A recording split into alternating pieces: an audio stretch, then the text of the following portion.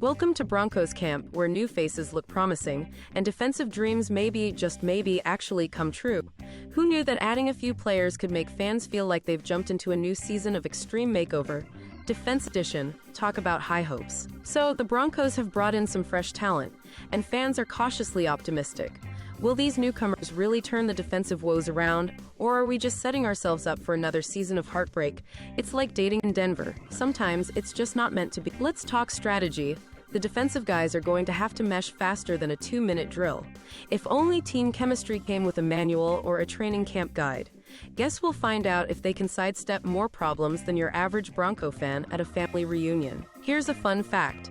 Defense wins championships, but do the Broncos have the right ingredients? Kinda like baking a cake. You need the right mix, and if you throw too many eggs in the batter, you may end up with a flop instead of a feast.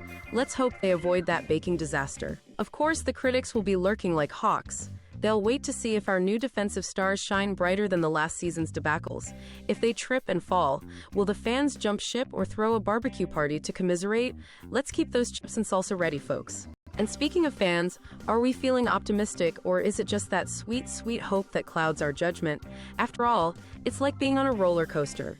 Exhilarating at first, and then you're just holding your breath hoping you don't crash down the final hill. Let's strap in. Finally, are you ready for another wild ride this season? Will these new additions actually elevate the Broncos' defense, or are we just hanging on to the same old game of hope springs eternal?